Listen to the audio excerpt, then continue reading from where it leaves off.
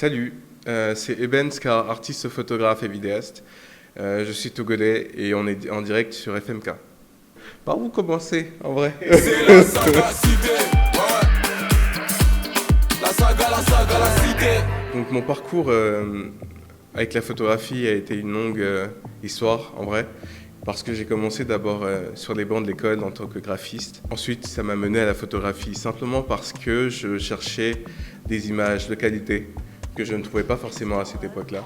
Je suis un peu perfectionniste sur les bords et donc ça m'a poussé en fait à m'y mettre moi-même et ça a donné le parcours que j'ai aujourd'hui.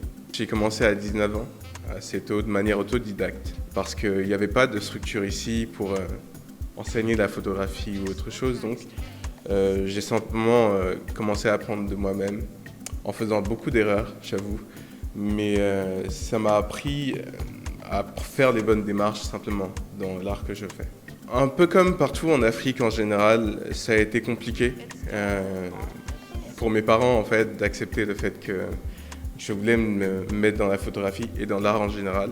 Là, ça s'arrange beaucoup mieux, mais dans le temps, c'était pas hyper bien vu de se mettre dans l'art en général. Et donc ça a été assez particulier. Je me rappelle du jour où j'ai appris à mon père que j'allais laisser les études pour la photographie. Ça a été chaud, en vrai. Mais voilà, avec le temps, je crois qu'il a vu en fait que j'avais les capacités de ce que je voulais faire. Ça m'a juste ouvert les yeux sur le fait qu'en vrai, nos parents ne cherchent que le mieux pour nous en fait. Parce que ce qu'ils ont connu jusque-là, c'était des photographes de rue un peu, on va dire. Des gens qui pas forcément gagner leur vie grâce à ça. Donc en vrai, ils ne veulent que notre bien et c'est à nous en fait de leur montrer qu'on est capable des ambitions qu'on a simplement.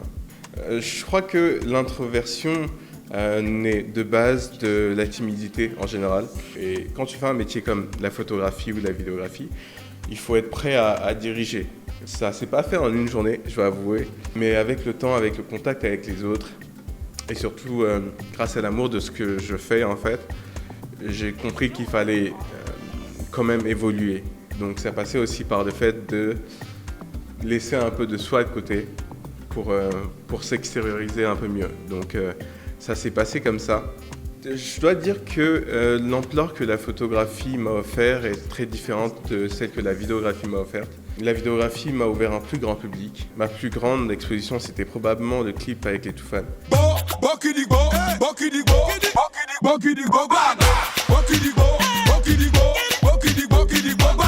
J'ai travaillé avec la BIDC, la BOAD, Orabank, Askai entre autres, avec Woodin, merci, avec Disco aussi.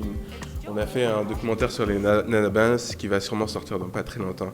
Un long métrage en gros. Je refuse de me considérer comme un modèle en soi pour les autres, même s'ils ne demandent pas la permission pour te considérer en tant que tel d'ailleurs. Pour moi c'est un honneur que des gens puissent s'inspirer de ce que j'ai fait jusque-là. Mais je fais toujours de mon mieux pour pousser les choses plus loin et pour montrer aux gens que c'est possible en fait, en vrai. C'est possible de vivre de son art. Et certes, il y a toujours une pression, de se prouver d'abord soi-même, en fait, qu'on peut faire plus, parce que la vie des autres restera la vie des autres toujours, de toute façon. Je fais déjà autre chose. J'adore l'automobile, j'adore le design, j'adore la décoration.